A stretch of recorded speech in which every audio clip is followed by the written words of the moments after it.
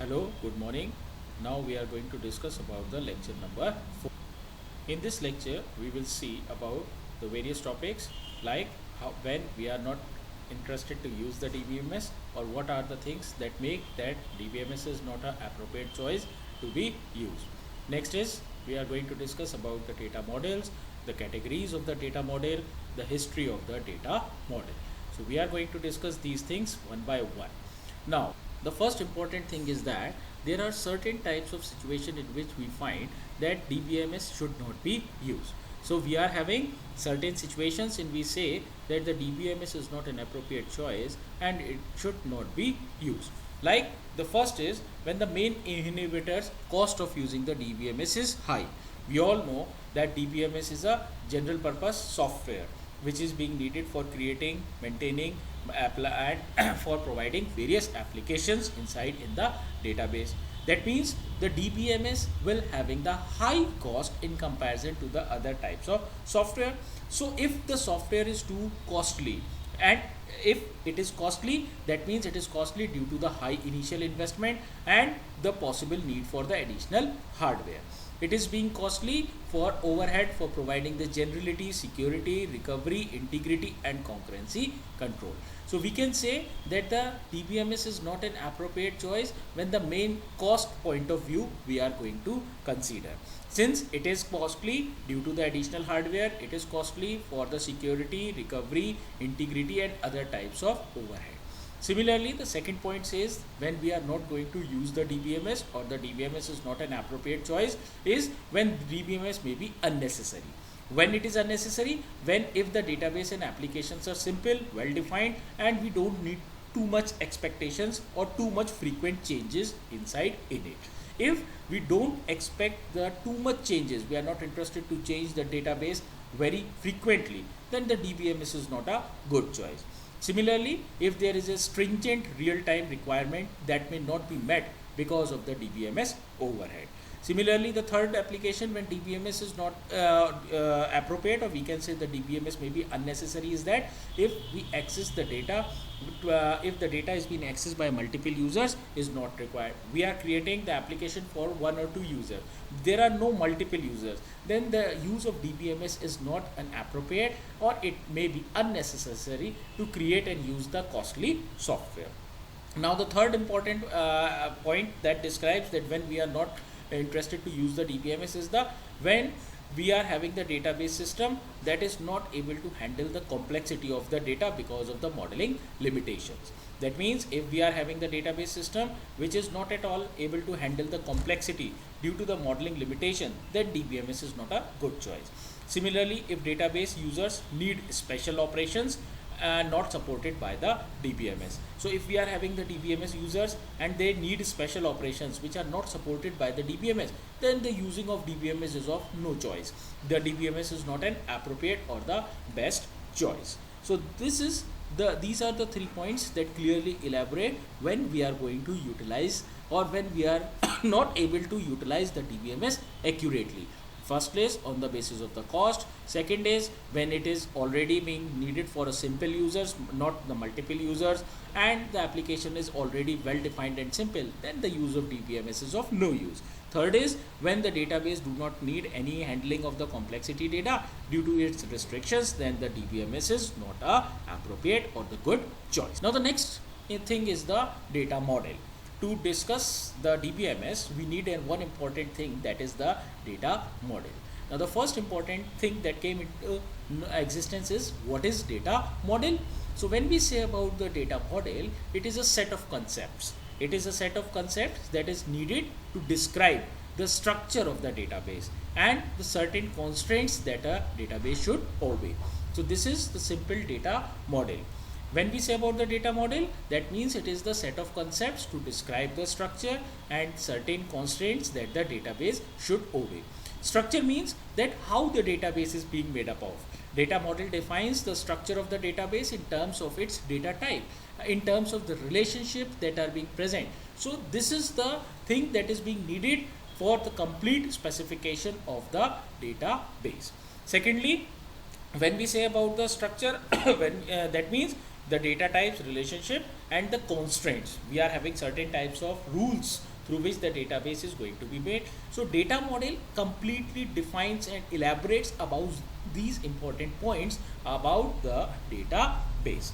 Now when we say about the data model operations, there are certain types of operations that are being needed, since we all know, and right from the beginning we were discussing that we are having certain types of data that needs to be stored in the database. Now when the data is being stored inside in the database, that means we need to update the database, we need to take the database, we need to insert the database, we need to delete the database data that is being present inside in the database. So we can say that there are certain operations for the retrievals and updates of inside in the database, and these operations are being specified in the data model. So what does the data model define? Data model defines the operations for the retrieval and update of the data that is stored inside in the data. We are having certain categories of data model. When we say about the data model, there are certain categories of data model. It could be the data model can be conceptual or high level, physical or low level, or internal, and the implementation or representational data model. So in short, we can say that the data model is of three types. It could be conceptual or high level data model. Second one, that is the physical or low level data model. And in between these two categories of data model, another type, that is representational or implementation data model that comes. So what are these three categories? We are going to discuss one by one. The first is the conceptual or high level data model. The conceptual or the high level data model provide concepts that are close to the way many users perceive data.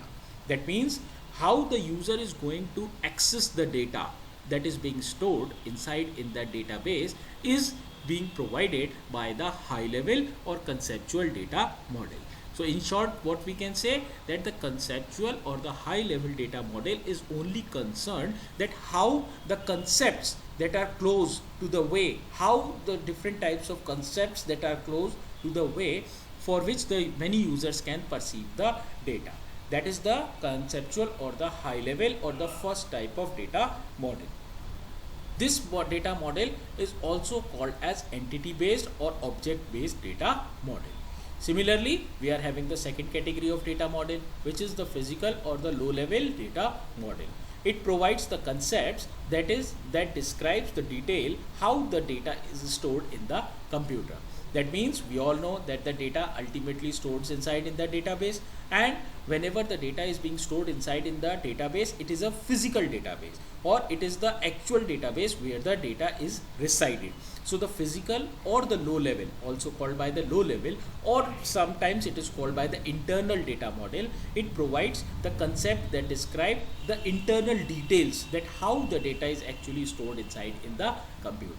Similarly, between the high level and the second type low level, there are sometimes called as the third type of data model, that is representational or implementation data model. It is a data model that provides the concept that fall between the above two. That means it balances the user view of the high level with some computer storage with the second type, that is the physical storage.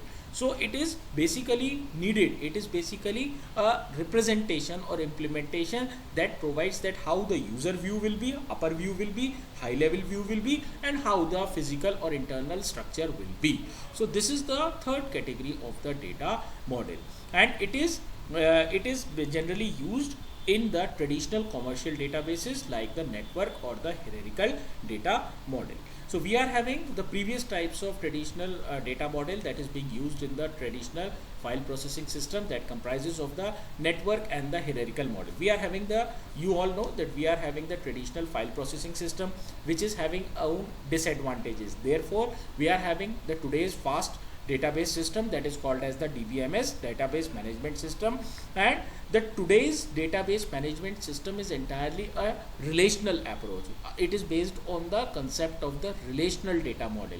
If you remember about the concept of the university database, we have seen that we are having the different types of tabular format and the data is being inserted in the table. So it is a relational data model. Previously we are having the DBMS that supports the network or the hierarchical data model. So this is the categories of the data model, which can be first type, that is high level or conceptual, second type, that is physical or low level, and the third type, that is implementation or representational data model. Now if we see about the history of data model, then we are having the data model that has been came into existence from the past so many years. That means whatever the data model that we are seeing today has not emerged as a general or as its own in a first type. It has been changed, lot of changes that have been taken place from the past so many years, so that we are having the today's general data model. So the first is if we look about the history, then we are having the simple relational model. It is being proposed in 1970 by E.F. Codd of IBM, and it is the first commercial system that came into existence in 1981 and 82 on the basis of this type of relational model. Now if you see about this relational model, then it is being used in various commercial products of DBMS like the Oracle. Oracle entirely creates the table. Table means we are having the relational data model. We are having the Sybase, that is the relational data model. Next is the Informix and the Ingres, that says we are having the relational data model. So it is having what are the features of relational model? That it is proposed in 1970 by the E.F. Codd. E.F. Codd is E.F. Codd works on IBM, and we are having the first commercial system in 1981 and 82. Now in several commercial products we are having the use of this relational model. The second one is the network model. The first one to be implemented by the Honeywell in 1964 and 65. See, the relational model that we are using today came into existence in 1970. Before that, we were dependent on the network model. The network model is the first one that is implemented by Honeywell in 64 and 65. It is being adopted heavily due to the support of Codacell.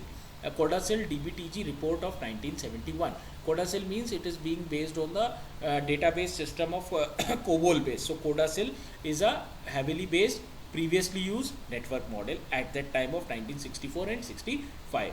Later implementing large variety of systems like IDBMS and DMS 1100 and Image HP VEX DBMS. So it was later adapted by various types of systems which are betterly utilizing the concept of network model. And we are having the network model that was the first type that is being created.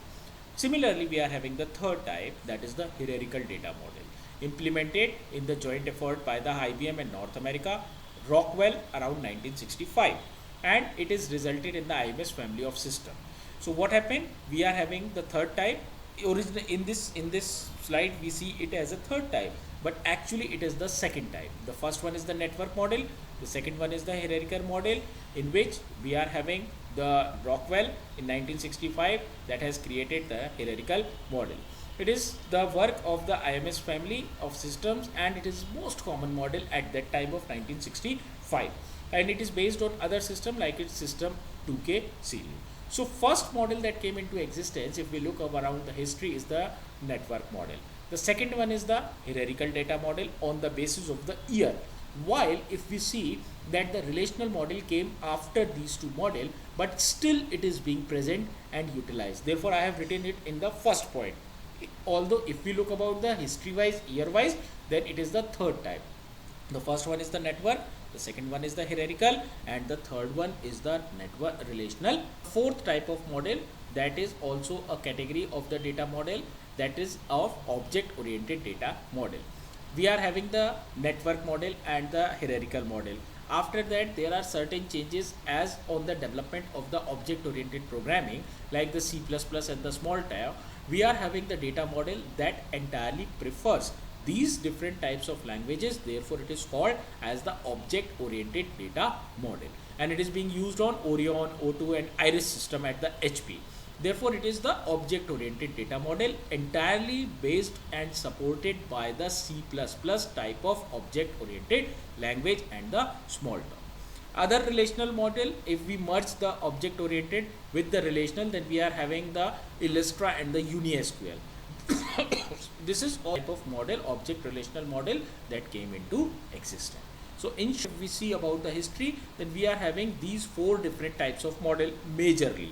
The first one is the network model, the hierarchical model, the object oriented model, and object relational model, which is a combination of the object and the relational approach. That means it uses the concept of C++ and defines everything in the tabular form. So this is the different history, which this history of data models, which gives us a clarification, a classification of the different types of data. Now if we see a schema diagram of the database that we have seen for the student or the university database, what we have seen? We have seen that this is a simple representation of a schema diagram. In this schema, the first one is the student, which is being divided into the various types of rows, that is name, student, number, class, and the major. Again, we are having the course, which is having the course number, credit hour, and department. Prerequisite is having the 2 values, that is the course number and the prerequisite, while the section is having the section number, course number, semester, year, and instructor. And finally grade report, which says about the student number, section, and the grade. So this is a simple representation of a schema diagram for the database, and this is the simple example of the database, which is having the tabular form. In every table there is a respective values that is being written. So this is a example of the university database for the DBMS, that is called as defined by the relational database management system model. So the data model that is being needed and utilized for this example is the relational DBMS. So this is relational DBMS, since it is being representing every piece of information in a tabular form, and every table is related to some other. For example, the course number of the course is present in the course section also, and it is being present in the section also. So course number are representing the 2 different values, but the name is same. When we see about the simple representation, then we are having this as the schema for the database. So this is the schema that represent the same thing that we have seen, that student is being made up of by the name, student number, class, and the major. Course is being defined by these values respectively. So this is all about the general definition for the data model. Okay, thank you.